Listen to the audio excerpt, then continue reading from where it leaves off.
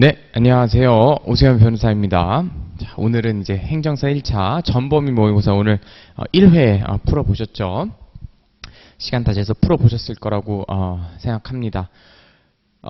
제가 그 강의 계획서에도 썼듯이 이제 실전 감각을 끌어올려야 되는 시점이죠. 저희가 이제 뭐 한 달 정도 남짓, 한 달 남짓 정도밖에 남지 않았기 때문에 이제는 실전 감각을 끌어올린다고 생각을 하시면 될 것 같습니다. 그래서 저희 수업에는 뭘 하냐? 저희 수업에서는 문제 푼 거 하고서 시험 문제 푼 거 갖고서 해설을 하는데, 해설만 할 거면 사실 모의고사 자체는 그렇게까지 큰 효용이 있는 것은 아닌데, 관련된 기본 범위 같이 체크하면서 제가 조금 전략적으로, 이제는 한 달 정도밖에 남지 않았으니까 전략적으로 공부하는 방법도 같이 말씀을 드리겠습니다.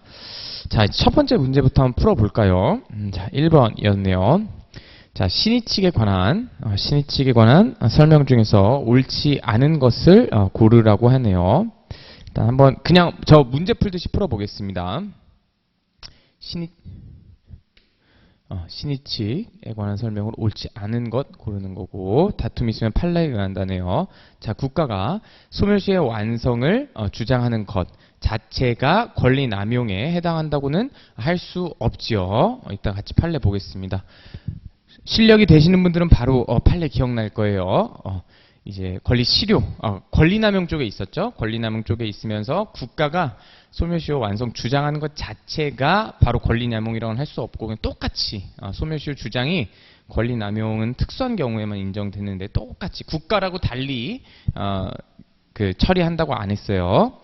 기억 안 나시는 분들은 제가 이따가 설명 좀 더 해드릴게요. 자, 2번 볼게요. 동시에 항변권 행사가 주로 자기의 채무의 이행만을 회피하기 위한 수단이라고 보여지는 경우에는 그 항변권 행사가 권리남용에 해당할 수 있죠. 이것도 아주 유명한 판례였죠. 권리남용 쪽에 굉장히 유명한 판례였고, 기출로도 여러 번 나왔던 비출 지문이죠. 워낙 중요해서 한번 또 넣어봤습니다. 이따가 풀이 보고서 더 얘기해 봅시다. 일단 문제 다 풀고, 계약의 성립에 기초가 되지 아니한 사정이 그 후 변경되어 계약 당시 의도한 목적을 달성할 수 없더라도 사정 변경으로 인한 계약 해제는 원칙적으로 불가하죠. 얘가 이따가 좀 설명할 만하네요. 일단 맞는 내용인데, 지금 보면은 1번, 2번은 권리남용, 얘는 지금 보면은 권리남용 관련된 것인데, 지금 3번은 좌표가 어디 있는 친구죠? 사정변경 쪽에 있는 친구네요. 사정변경. 그래서 제가 마지막 시간에도 간단하게 했는데, 이따가 뭐 더 자세하게 그림을 그릴 겁니다만, 이 변경에는 어떤 주석이 달려야 됐었죠? 예측하지 못한 중대한 변경인데다가 플러스 당사자에게 책임 없는 사유로 변경이 돼야 된댔죠. 그리고 사정에는 또 딱 밑줄 긋고서 뭐가 중요했다? 계약의 기초가 된 사정으로서 객관적인 사정을 말하는 것이지 주관적이고 개인적인 사정은 또 불가하다 그랬어요. 이따가 한번 살펴봅시다. 그래서 한번 맞고 4번 투자신탁회사가 무효인 수익보장 약정을 고객에게 먼저 제의하여 체결을 했대요. 근데 이후에 스스로 그 약정의 무효를 주장하는 것은 신의칙에 위반한다. 얄미운 거 아닌가요? 아니, 얄밉지 않다 그랬어요. 4번이 틀렸네요.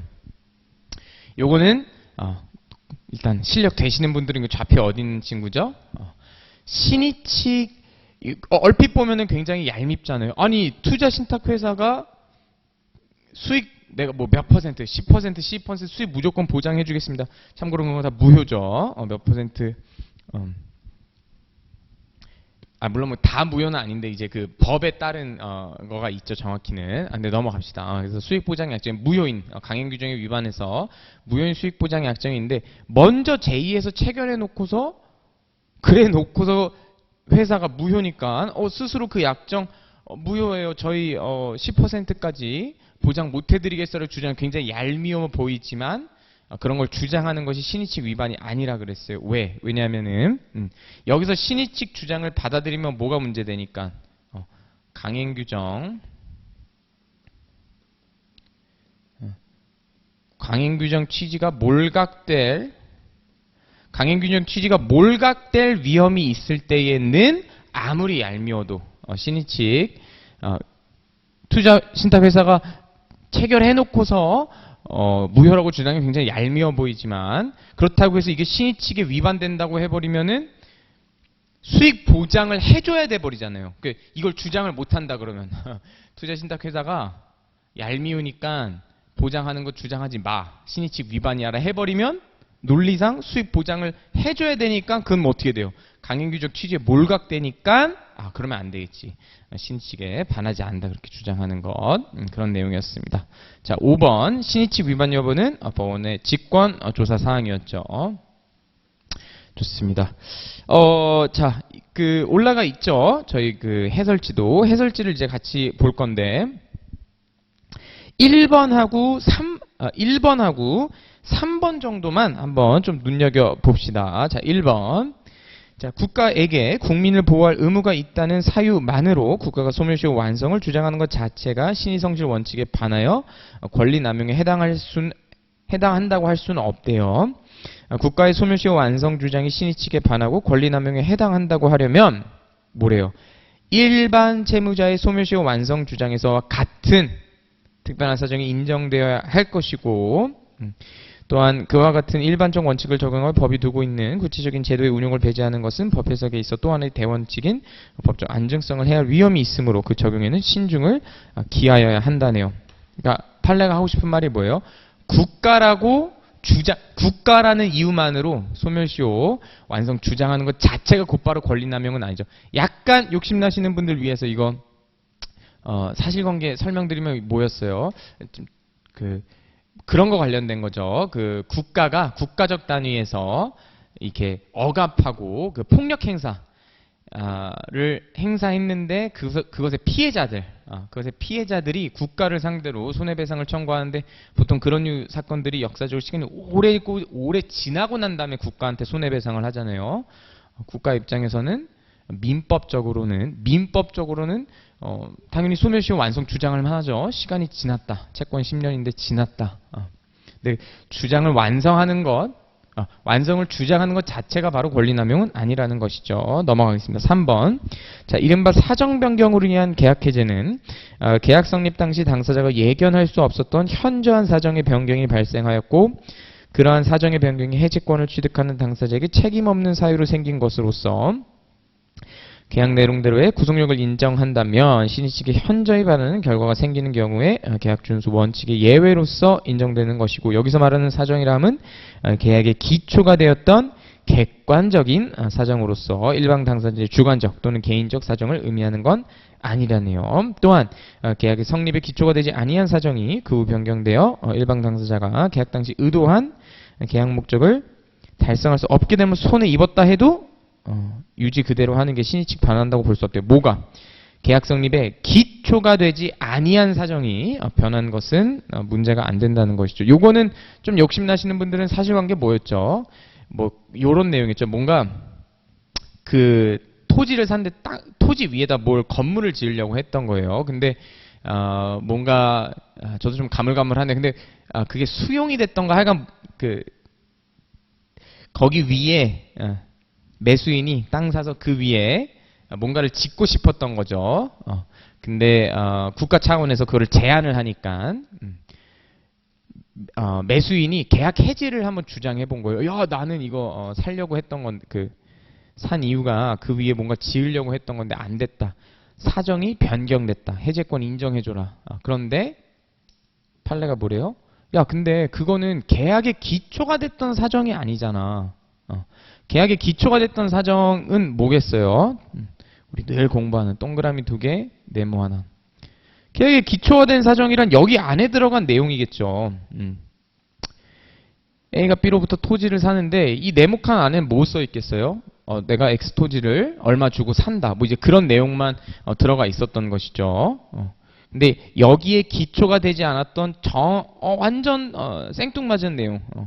갑자기 토지가 어떤 법률적인 제한이 걸려서 그 위에 건물을 짓지 못하게 됐던 사정. 그런 것들은 여기 계약의 기초가 됐던 사정이 아니니까 이걸 근거로 계약 해제는 사정 변경에 의한 계약 개정을 할 수 없다는 것이었지요. 자, 그래서 신입칙 문제는 별로 어렵지 않게 풀었고, 저희 그냥 가볍게 한번 그 좌표 복습만 좀 해볼까요? 또 문제 나왔으니까. 자, 그래서 그냥 아주 가볍게만 볼게요. 자, 제가 하고 싶으면 신이칙 공부하실 때 어떻게 공부를 하셔야겠다. 신이칙 공부하실 때 보면은 뭐랑 뭐로 나눈다 했죠? 계약상 의무에 대한 영향과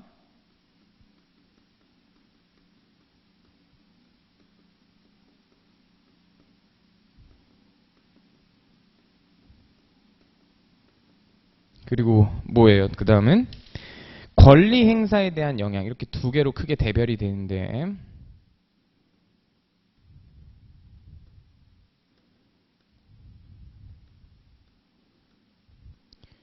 요 계약상 의무에 대한 영향으로는 계약상의 부수 의무. 요것도 판례에 여러 번 기출된 거 기억하시죠? 어떤 것들 나왔어요? 뭐 병원 들어갔는데 도난 방지를 해줘야 되는 것, 숙박하고 있을 때 임대업자가 보호 조치 해줘야 되는 것 등등. 이것도 판례 중요합니다. 방금 제가 키워드 말한 거 기억 안 나시는 분들은 복습 잘 해보세요. 오늘 방금 전에 나왔던 친구는 뭐였다? 사정 변경의 원칙인데, 좌표가 여기 썼던 거구나. 한번 가볍게 의의를 읽어볼까요? 14페이지죠. 사정변경 원칙이란 법률행위 성립의 기초가 된 사정이에요. 당사자가 예견할 수 없었던 중대한 변경으로 당초 법률행위 효과를 그대로 유지하는 것이 신의칙에 반하는 부당한 결과를 가져오는 때에 그 법률행위 내용을 변경된 사정에 맞게 수정하거나 계약을 해제할 수 있다는 원칙인데, 아까 전에 봤듯이 이렇게 암기하시면 되죠. 변경은 주석이 3개인데 1번 어떻게 된다? 예측하지 못하게 중대한 변화여야 되는데 3번 뭐까지 있어야 된다? 책임이 없어야 돼요. 당사자의 탓으로 그렇게 된 변경이면 안 된다는 것이죠. 그리고 사정은 저희가 지금 방금 보니까 어떻대요? 어떤 키워드들이 계약의 기초가 돼야 되고요. 계약의 기초가 돼야 되고 또 뭐다? 객관적인 사정이다. 개인적이고 주관적인 것은 여기서 말하는 사정이 아니라는 것. 이렇게 예쁘게 정리해두면은 문제 다 풀 수 있겠죠. 사정 변경 관련해서는. 판례 관련해서는 이 법리를 물어보는 것들도 나오는데, 지금 좀 수험 적합적으로 공부하면 법리를 물어보는 것도 있는데, 판례를 구체적으로 물어볼 때는 보통 뭐를 나눠서 물어봤죠? 계속적 계약관계와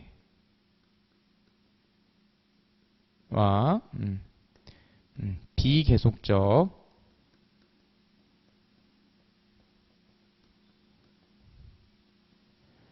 계약관계인데, 어떻게 정리했죠? 비계속적 계약관계, 매매 같은 거, 이런 것들에 대해서는 종래 인정을 안 했는데 최근에 인정한 게 하나 있다 그랬고, 보통 요 친구가 시험에 잘 나오죠? 계속적 계약관계. 특히 어떤 거?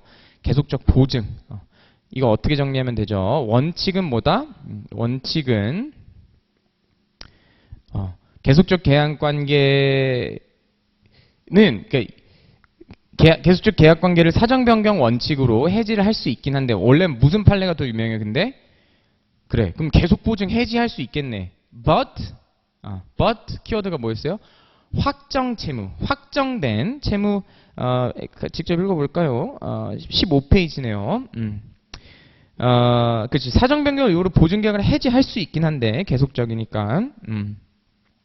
채무액과 변제기가 특정되어 있는 확정 채무의 경우에는 계속적 계약관계, 계속적 보증이라고 하더라도 해지를 할 수 없다는 것이었죠. 근데 예외적으로는 그 아래 판례였죠. 특정 채무를 보증하는 일반 보증도 예외적일 때는 신의칙에 비춰 용납할 수 없는 경우라는 키워드가 나왔었네요. 그럴 때는 보증인 책임을 또 제한할 수 있다고 했습니다. 그러니까 뭐 그림으로 그리면 이런 느낌이죠. 계속적 계약관계 할 수 있는데 원칙적으로 오케이 원칙적으로 가능해. 그런데 예외적으로 어쩔 때 특정 채무, 특정한 것이 채무액이 특정된 것이 또 채무액이 특정돼 있는 확정 채무일 때는 안 된대요. 근데 이것조차도 예외의 예외죠. 특정 채무에 대한 보증도 또 신의 측에 현재 위반되면 원칙과 예외와 예외의 예외 요 구조로 되어 있는 것 잘 기억해야겠습니다. 나머지 판례들도 중요한데 일단 사전 변경의 원칙을 특히 좀 강조를 하고 싶었어요. 좋습니다. 저희 시험에 실제 대답이 됐던 그러니까 정답이 됐던 친구는 19페이지에 있는 판례죠. 강행법규에 위반하여 무효인 수익 보장 약정 설령 투자 신탁회사가 먼저 제의를 했다고 하더라도 이후 투자 신탁회사가 약정의 무효를 주장하는 것은 신의칙 위반이 아니라 왜? 얄밉다고 주장 못하게 하면 얄밉다고 무효 주장 못하게 하면 그럼 유효잖아요. 유효면 수익보장 약정을 지켜야 되잖아요. 근데 그러면 강행법규가 이거 무효라고 만든 게 취지가 몰각이 되죠. 따라서 안 되게 했습니다. 요거 정도 기억해 주시고 넘어갈게요. 자, 다음번 문제입니다. 2번 문제.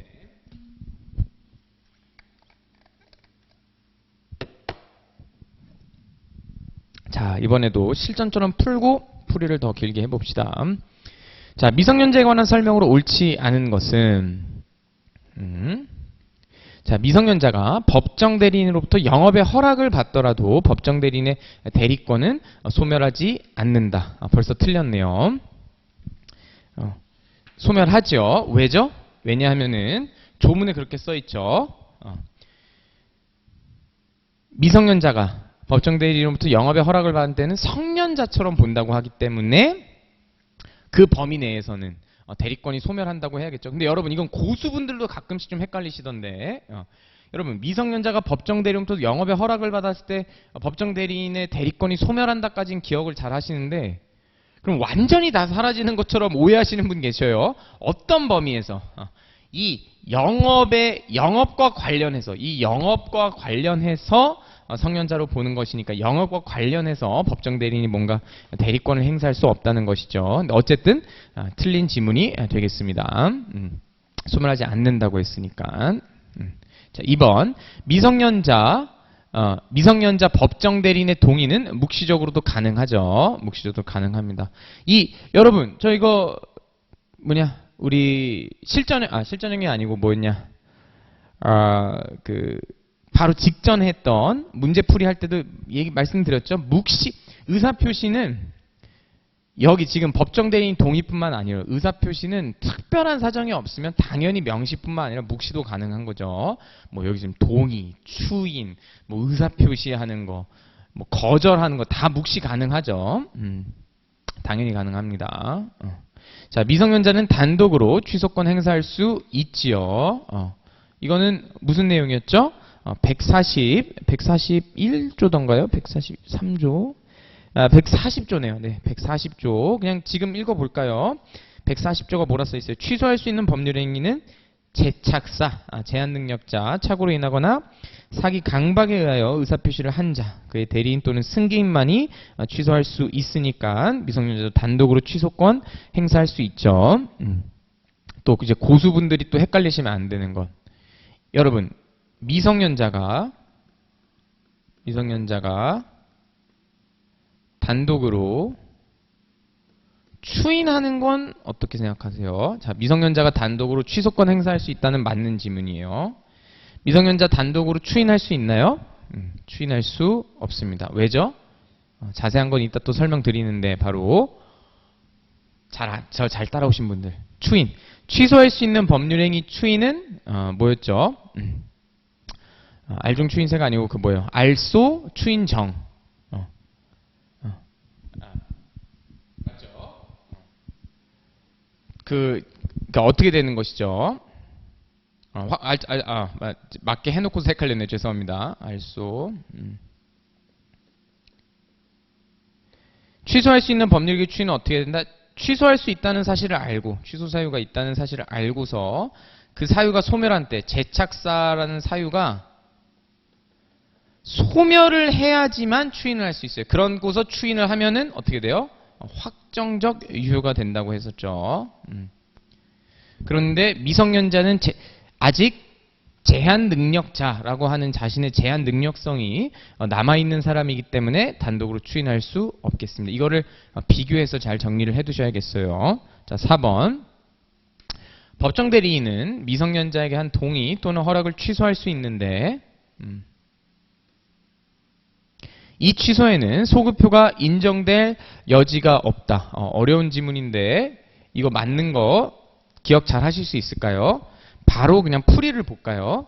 이게 조문 내용입니다. 조문. 자, 조문이 뭐였어요? 이게 7조 내용이네요. 법정 대리인은 미성년자가 언제? 아직 법률 행위를 하기 전에 동의와 취소를 할 수 있기 때문에 소급표라는 게 인정될 여지가 없죠. 왜? 키워드가 뭐다? 법률 행위를 하기 전에이기 때문이죠. 또 자세한 내용은 이따 설명 더 해드릴게요. 자, 마지막으로 5번. 이것도 맞는 지문이네요. 미성년자는 독자적으로 임금 청구할 수 있습니다. 조금 어려운 내용일 수도 있는데 이제 기출 한번 된 지문이라 한번 상기할 겸 들고 와봤어요. 근로기준법 제68조에 이렇게 써 있습니다.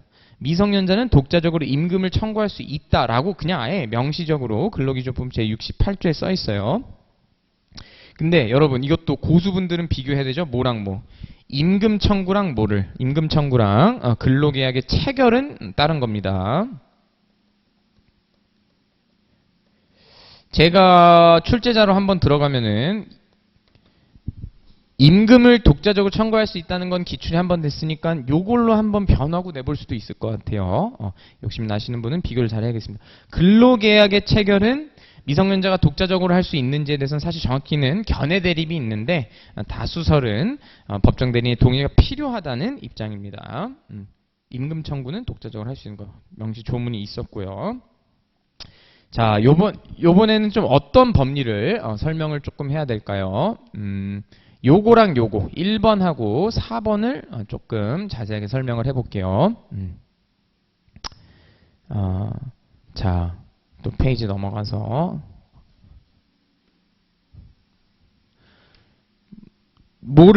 이거 정리할 만하죠? 어떤 거?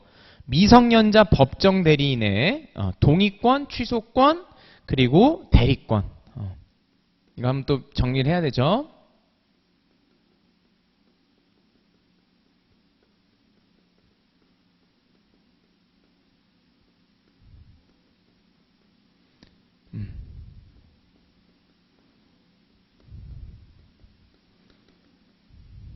그리고 대리권. 자, 그러면 경우의 수가 세 가지가 있었죠. 경우의 수가 세 가지가 있었고, 어떻게? 그러니까 일반적인 경우,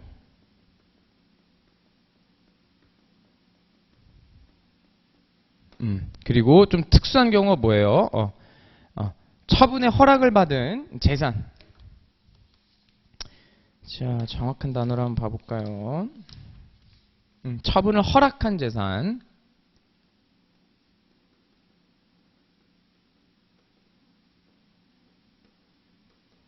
그리고 마지막으로 영업의 허락. 이렇게 세 가지를 비교를 잘 하셔야 되는데, 자, 어떻다? 일반적인 경우에 동대취로 할까요? 동대취 순서를 좀 바꿔서 동대취. 여기도 대 3번 취. 여기도 대취. 자, 기억나신 분들은 빨리빨리 복습하시면서. 자, 일반적인 경우에 미성년자의 법정 대리인은 동의권 있나요? 당연히 있죠. 어떻게 할 수 있죠? 근거 조문까지 말해줘야 이제 고수로 넘어가는 것이죠. 5조에 써 있잖아요. 미성년자가 법률 행위를 하면은 법정 대리인의 동의를 얻어야 한다. 아하, 조문이 있으니까 미성년 법정 대리인은. 여러분들 이거를 너무 조문으로만 외웠는데 조금 더 음미를 해볼까요? 그러니까 미성년자 법정 대리인이 동의권을 갖는다는 것이 어떤 의미인 거죠? 실제적으로는 요거죠. 미성년자가 동의를 받지 아니한 법률 행위는 취소할 수 있으니까 만약 동의받지 않고 했을 때 동의는 추인으로서의 의미가 있겠네요. 그걸 확정적으로 유효하게 만들어주는, 혹은 그 전에 받은 동의는 미성년자로 하여금 처음부터 확정적으로 유효한 법률행위를 할 수 있는, 그러니까 동의를 받고 법률행위를 하면은 그런 의미겠네요. 동의권이 있다고 하는 것은. 자, 미성년자의 법정 대리인은 대리권 역시 당연히 있죠. 요거는 제가 근거 조문을 모르셔도 된다 그랬어요. 왜냐면 이거는 친족법 쪽에 있는 근거 조문이라서. 근데 우리가 상식적으로 알 수 있겠죠. 이름 자체가 뭐예요? 법정 대리인이잖아요. 그래서 대리권도 있고 취소권도 있겠죠. 언제? 미성년자가 동의를 받아야지만 되는데 법률행위 할 때 동의받지 아니할 때는 취소를 할 수 있다니까 취소권도 있겠습니다. 자, 여러분, 처분을 허락한 재산 6조랑 영업의 허락 8조는 시작하기 전에 요거를 꼭 기억하셔야 돼요. 아까 전에 살짝 설명을 드렸는데 여기서 동대치, 6조나 8조에서 동대치를 따진다는 것은 뭐라고요? 그 범위의 한정에서 얘기하는 거예요. 자, 처분을 허락한 재산에서 법정 대리인이 동대치가 있는지를 따져 묻는다는 것은 뭐다? 그 용돈,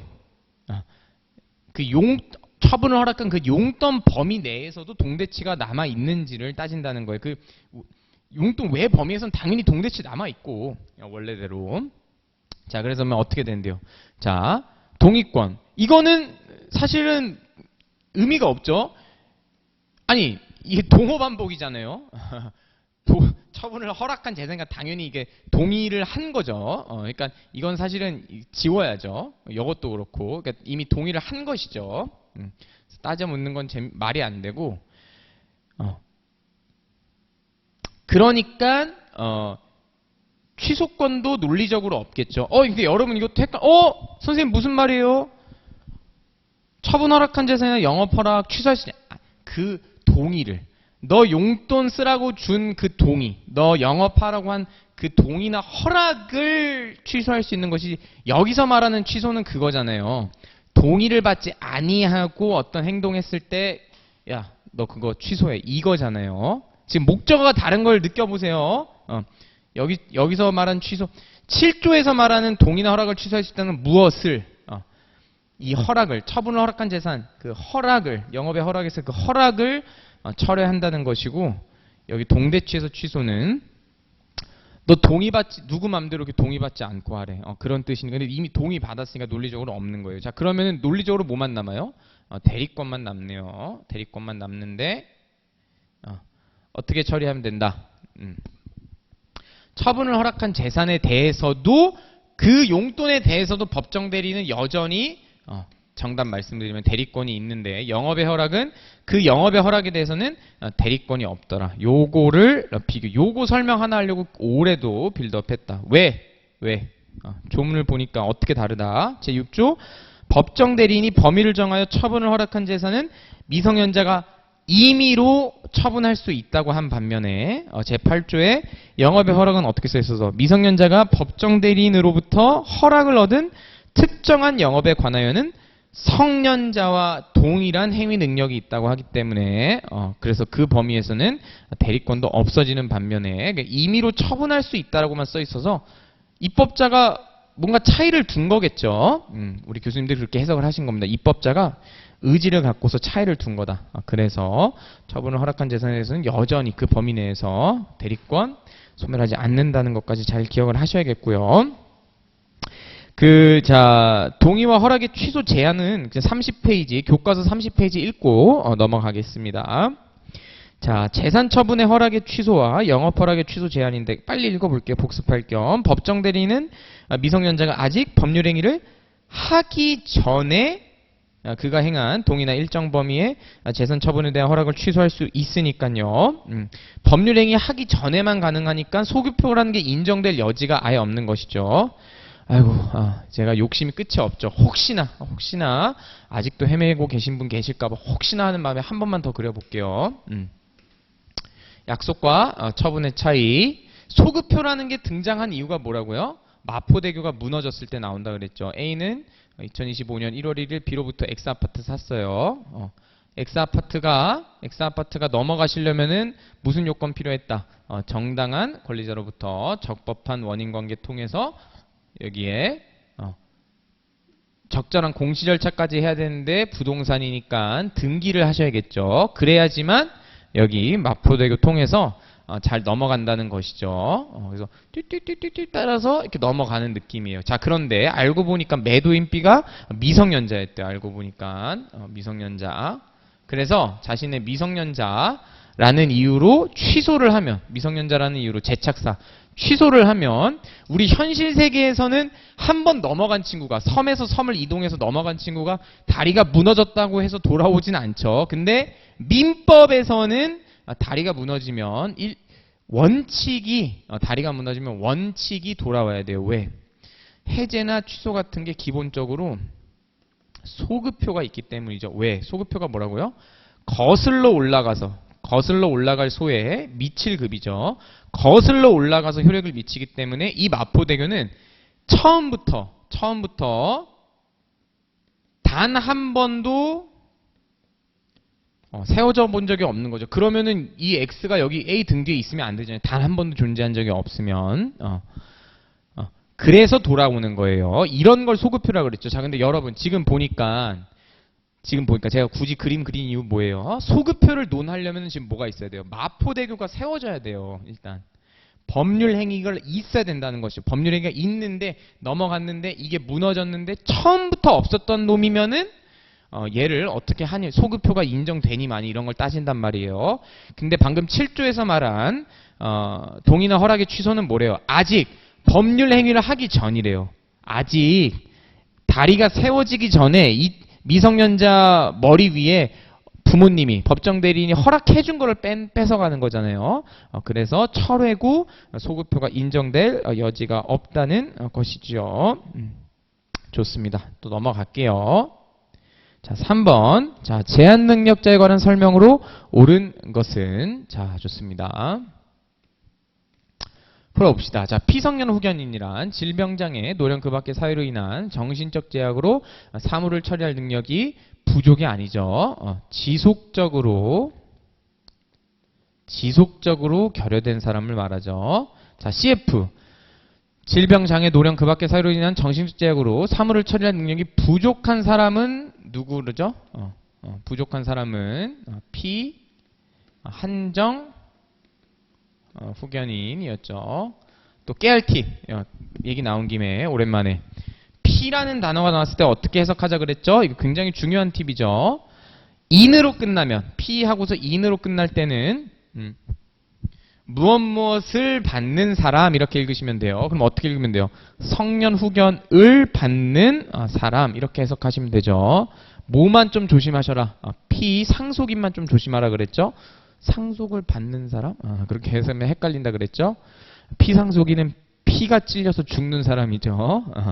아빠가 죽어서 아들에게 상속을 해줄 때 피상속인은 누구? 아빠인 겁니다. 피상속인만 조금 조심하세요. 근데 이 말 하려고 운 뗀 거죠. 피 땡땡땡 권으로 끝날 때는 어떻게 읽어라? 무엇의 대상이 되는 이라고 읽으라 그랬어요. 그래서 피보전 권리, 피보전 채권. 이렇게 하면 뭐다? 보전의 대상이 되는 채권. 보전의 대상이 되는 권리. 뭐 피대위 채권, 대위의 대상이 되는 권리. 피압류 채권, 압류의 대상이 되는 권리. 그렇게 읽으시면 되겠습니다. 자, 넘어가죠. 자, 민법은 미성년자, 피성년 후견인, 피한정 후견인, 그리고 피특정 후견인을 제한 능력자로 정하고 있다. 틀렸네요. 여러 번 강조했죠. 기본 강의 때부터. 우리는 제한 능력자가 3명뿐이랬어요. 일시정지하고 답 말씀해 주세요. 지금 누구 미성년자, 피성년 후견인, 피한정 후견인만이고요. 피특정인 후견인은 제한 능력자가 아니라고 제가 여러 번 말씀드렸습니다. 절대 틀리시면 안 되겠죠. 자, 넘어가겠습니다. 특정 후견인의 심판 시 필요하다면 본인의 의사에 반하여 할 수도 있다. 이것도 틀렸죠. 조문이 있었죠. 조문 내용이 뭐라? 아예 특정 오랜만에 또 가볼까요? 몇 조였죠? 특정 후견. 자, 특정 후견 제 14조의 2네요. 제 14조의 2의 2항 아예 못을 박았어요. 특정 후견은 본인의 의사에 반하여 할 수 없다고. 잠깐 음미. 이게 연결이 딱 되죠, 여러분. 2번, 3번이. 왜 이런 조문을 만들었겠어요? 다시. 피특정 후견인은 뭐라서? 피특정 후견인은 능력자예요. 행위 능력자. 제한 능력자가 아니니까 당연히 의사에 반해서 하면 안 되겠죠. 그래서 틀린 지문이겠습니다. 자, 4번 성년 후견인은 여러 명 둘 수 있으나 법인은 성년 후견인이 될 수 없지 않죠. 법인도 성년 후견인이 될 수 있습니다. 여러분 사실 이거는 쉽죠. 성년 후견인 여러 명 둘 수 있는 거랑 법인 되는 거. 뭘 비교해야 되죠? 이걸 비교하는 게 중요하죠. 미성년자의 후견인은 이거를 정리하는 게 포인트겠죠. 이번 문제에서는 뭐랑 뭐다? 한 명밖에 안 되고요. 한 명밖에 안 되고 또 뭐는 안 된다? 법인은 될 수가 없습니다. 이거를 비교해서 잘 기억을 해두시면 되겠어요. 성년 후견인이나 한정 후견인은 여러 명 둘 수도 있고 법인도 될 수가 있습니다. 자, 4번 가정법원은 취소할 수 없는 피성년 후견인의 법률행위의 범위를 정할 수 있다. 조문 내용이죠. 몇 조였었죠? 자, 이거네요. 자, 제 10조죠. 10조. 피성년 후견인의 행위와 취소인데 이것도 진짜 고수는 이렇게 음미해 주셨으면 좋겠어요. 우리 레벨업 충분히 했으니까. 피성년 후견인의 행위 능력은 굉장히 빡세게 딱 정리가 된댔어요. 10조 1항에 뭐라 써있죠? 피성년 후견인의 법률 행위는 취소할 수 있다라고 쾅 박아져 있어요. 아주 쾅. 그런데 1항에 취소할 수 있다라고 정해놨는데 1항에도 불구하고 취소할 수 없는 피성년 후견인의 법률 행위의 범위를 정할 수 있다. 그래서 이것도 이 지문만 보고 헷갈리지 마세요. 원칙과 예를 알아야 된다는 거죠. 원칙은 피성년 후견인의 행위는 그냥 취소할 수 있어. 그냥. 근데 그러면은 너무 법적 안정성을 해치니까 취소할 수 없는 범위를 정할 수가 있고 가정법원이 또 뭐를 또 못하죠? 이제 사항에 써있네요. 일용품의 구입 등 일상생활에 필요하고 그 대가가 과도하지 아니한 법률행위 취소할 수 없는 것 그 두 가지 기억을 잘 해두셔야겠습니다. 자, 넘어갈게요. 얘는 뭐 특별히 뭐 정리까지 막 그림까지 그려야 되는 법률은 없었던 것 같네요. 자, 실종이네요.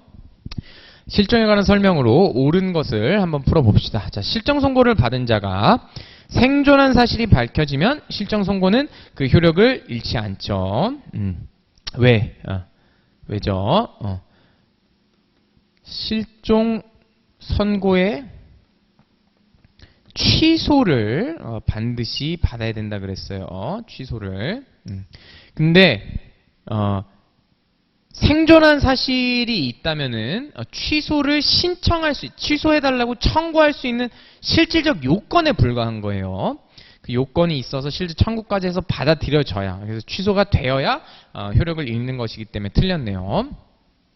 자, 실종 선고를 받은 자는 선고를 받은 때 사망이 아니죠. 받은 때 사망이 아니라 언제?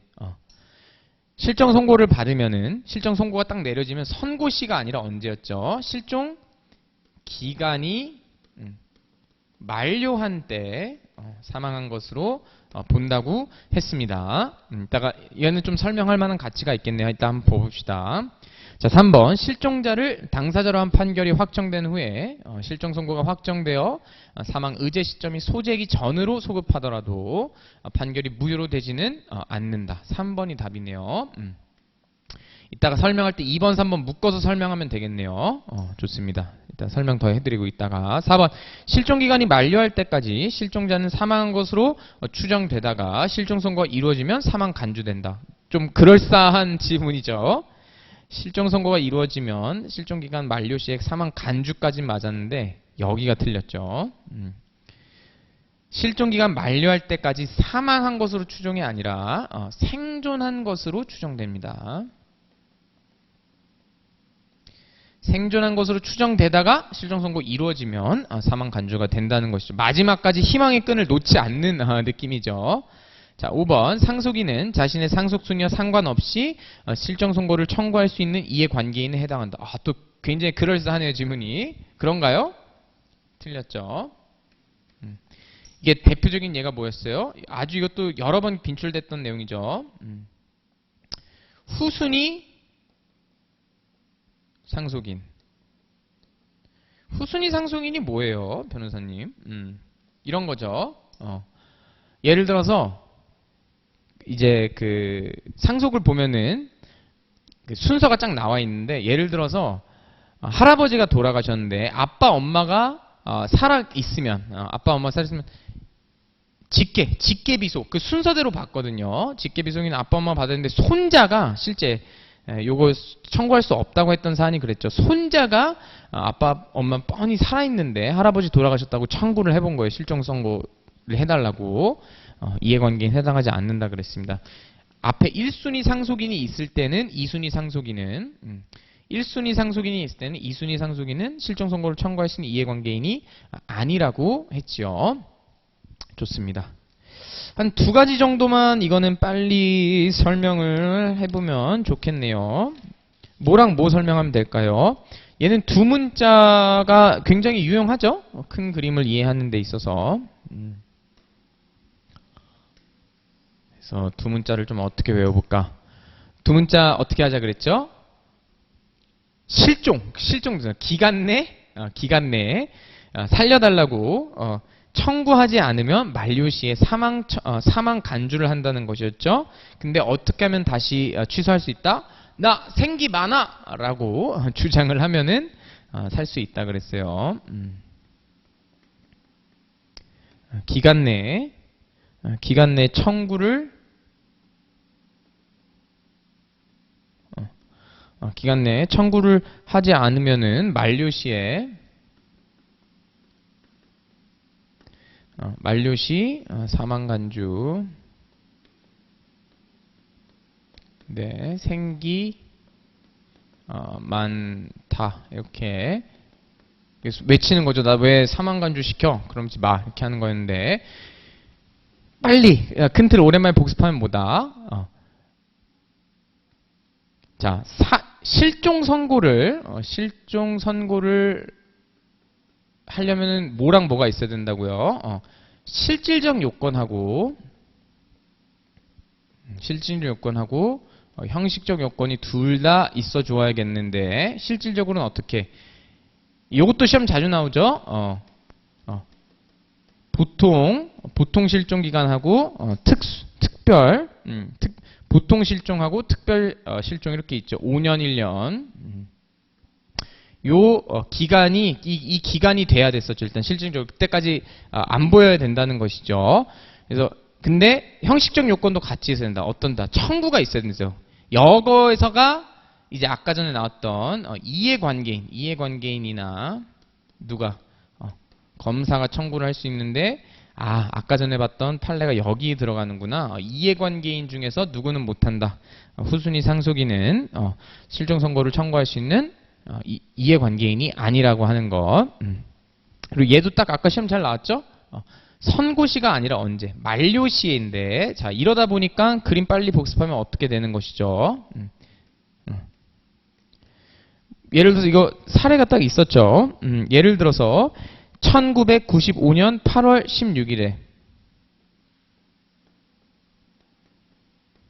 8월 16일에 최후로 생존이 확인이 되셨대요. 근데 언제 이뤄진 거예요? 그 선고는 2008년에서야 실종 선고가 이루어졌대요. 어떤 보통 실종 선고가 보통 실종 선고는 아까 뭐였어요? 실종 기간이 5년이잖아요. 그러면은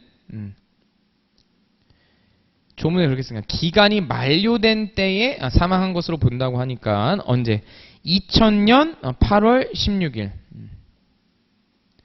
2000년 8월 16일 24시에 사망한 것으로 본다는 것이죠. 근데 이 그림을 이렇게 그리다 보니까 어떤 재밌는 사태가 발생해요? 마치 선고를 받은 시점으로부터 뒤돌아가서 사망의 효과가 발생하는 듯한 느낌을 줄 때가 있다는 것이죠. 그래서 이제 아까 전에 읽었던 판례가 요런 것이죠. 예를 들어서 이때 소재기가 있었던 거예요. 이때 소재기가 있어서 이제 실종되신 분 상대로 이때 판결 확정이 됐는데 판결이 확정되고 난 다음에 실종 선고가 이루어진 거예요. 근데 그게 일종의 소급이 돼버렸는데 의제 씨가 언제보다 더 전이에요. 소재기를 한 시점보다 더 이전으로 소급이 되는 사태가 충분히 발생할 수 있겠다. 이때 소재기. 그리고 이때 확정이 됐는데 이때 이때 실종 선고가 이루어져서 빠꾸를 했다는 것이죠. 근데 이 소송법 법리 중에 어떤 법리가 있냐면 사망자를 대상으로 한 판결은 당연 무효라고 하는 법리가 있어요. 소송법적으로. 근데 지금 이렇게 이 내용을 보니까 충분히 우리가 이해할 수 있다는 것이죠. 그래서 근데 이렇게 돼도 확정이 된 판결 당연 무효다 아니다. 당연 무효가 아니라고 판시를 잘 해주셨습니다. 마지막으로 하나만 더 하고 넘어가면 되겠죠? 마지막 뭐다? 생기 많다. 생존에 있다는 사실이나 다른 기산점으로 파악이 된다거나 자 이거네요. 자 실종사가 생존하고 있다는 사실, 실종 기간이 만료 시와 다를 때나 실종 기간 기산점 후에 어느 시점에 실종자가 생존하고 있다는 사실. 만약에 다르거나 만료 시점이 다르거나 이럴 때는 뭘 할 수 있다. 실종 선고 취소를 구할 수 있는데 다시 강조합니다, 여러분. 지금 이거 그림만 봐도 뭘 알 수 있어요? 요 사유가 있다 해서 바로 무효다? 바로 무효는 아닌 거죠. 이런 사유가 있을 때 실종 선고 취소를 청구할 수 있는 것이죠. 그렇게 해가지고 진짜 그러네. 그래서 받아들여지면 그제서야 비로소 실종 선고의 효력이 사라진다는 것까지 잘 기억을 해두셔야겠습니다. 그리고 가볍게 그것도 알아둬야겠죠? 실종 선고 효력에는 소급표 없는 것까지 굉장히 중요한 소급표가 있죠. 죄송합니다. 실종 선고 취소에는 소급표가 있어서 죄송합니다. 실종 선고 취소에는 소급표가 있어서 선의 제3자를 보호할 건지 말 건지 이런 문제가 있었던 것까지도 같이 복습을 하시면 좋을 것 같습니다. 자, 1교시를 조금 길게 했네요. 기초 법리를 조금 짧게 설명해야겠네요. 자, 좋습니다. 저희 5분만 쉬었다가 다시 2교시 시작하겠습니다.